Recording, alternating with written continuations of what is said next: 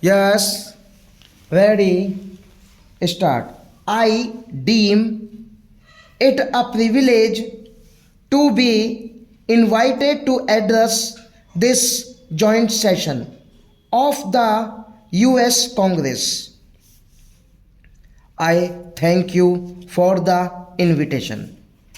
I bring you the greetings and good wishes of the people of India. India and the United States have much in common that is very important to both countries. You are the world's oldest democracy. We are its largest. Our shared commitment to democratic values and processes has been a bond that has helped US transcend differences.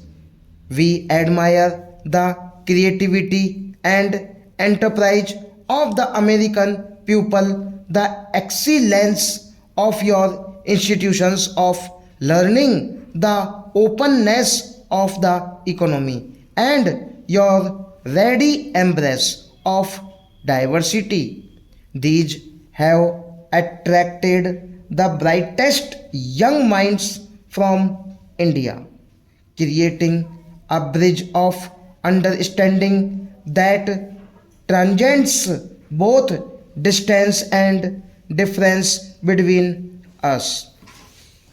In addition to the values we share as democracies, there is also a convergence in our perceptions of a rapidly transforming global environment, bringing as much closer together than at any time in the past. Globalization has made the world so interdependent that none of us can ignore what happens elsewhere. Peace and prosperity are more indivisible than ever before in human history. As democracies, we must work together to create a world in which democracies can flourish. This is particularly important because we are today faced with new threats such as tourism, to which democracies are particularly vulnerable.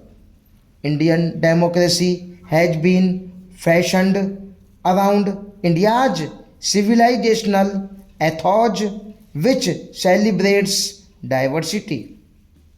Our society today is the result of centuries of assimilation of diverse peoples and ethnic groups. All the major religions of the world are represented in India.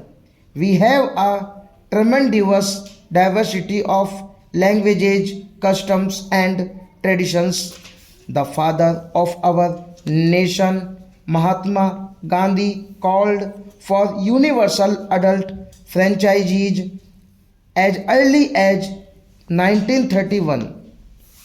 Young, long before India became independent, our political leadership remained true to this commitment, and the constitution we adopted after independence enshrined democracy based on free elections and the associated principles of tolerance of dissent, freedom for political activity, protection of human rights, and the rule of law.